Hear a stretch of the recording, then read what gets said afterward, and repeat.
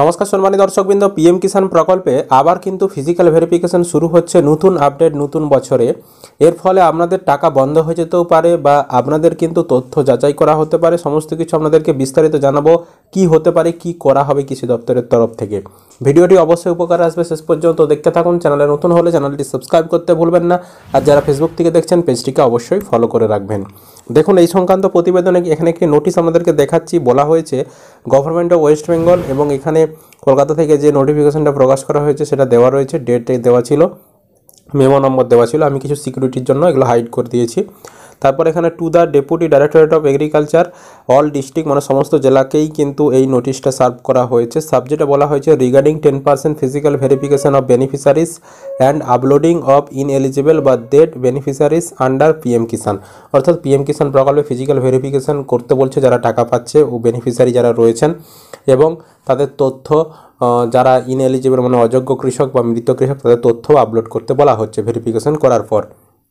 দিয়ে দেখুন, এখানে বলা হয়েছে as per the guideline of PM Kisan 10% physical verification of the total beneficiaries who have receive their installment has to be completed before release of next instalment.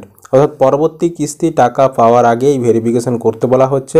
However it has been found that only 220 nos out of 70,192 beneficiaries has been physically verified through out the state as on today. দিয়ে একটা তারিখ দেওয়া রয়েছে, মানে ওই তারিখ পর্যন্ত এখন পর্যন্ত মাত্র 202 জনের ভেরিফিকেশান কমপ্লিট হয়েছিল 70,000 বেনিফিশিয়ারিজের মধ্যে।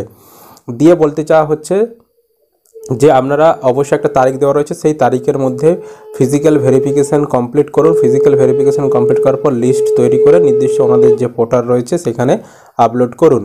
এছাড়াও যারা অযোগ্য কৃষক তাদের, অর্থাৎ কেউ মারা গেছে বা অযোগ্য কৃষক, তাদেরকে চিহ্নিত করে তাদের পেমেন্ট স্টপ করতে বলা হচ্ছে, মানে পেমেন্ট বন্ধ করে দিতে বলা হচ্ছে, এবং তাদের ডিটেলস ওনাদের যে ওয়েবসাইট সেখানে আপলোড করতে বলা হচ্ছে।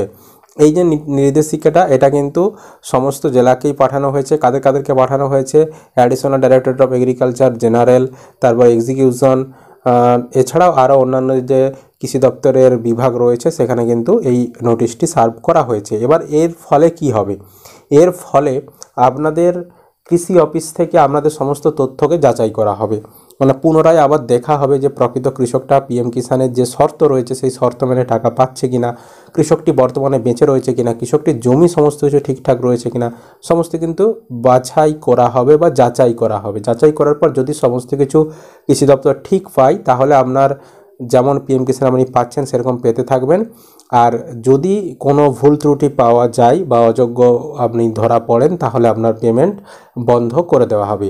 এবার এই যে ফিজিক্যাল ভেরিফিকেশান হবে এর সময় হয়তো আপনাকে কাগজ নিয়ে কৃষি অফিসে ডাকতেও পারে, বা আপনাদের পঞ্চায়েতে লিস্ট পাঠিয়ে আপনাদেরকে পঞ্চায়েতে কাগজ জমা দিতে বলতে পারে, বা আপনাকে ফোন করেও ডাকতে পারে, বা আপনাদেরকে কোনো রকম না জানিয়েও তাদের কাছে যে ডকুমেন্টস রয়েছে সেই ডকুমেন্টস দিয়ে তারা ভেরিফিকেশান করে নিতে পারে। এটাই হচ্ছে মূল আপডেট বর্তমানে পিএম কিষাণের ফিজিক্যাল ভেরিফিকেশন নিয়ে। আশা করি আপনারা বিষয়টা বুঝতে পেরেছেন। ভিডিও ভালো লাগলে অবশ্যই লাইক করবেন, ইউটিউব থেকে দেখলে চ্যানেলটিকে সাবস্ক্রাইব করবেন, আর যারা ফেসবুক থেকে দেখছেন পেজটিকে ফলো করতে ভুলবেন না।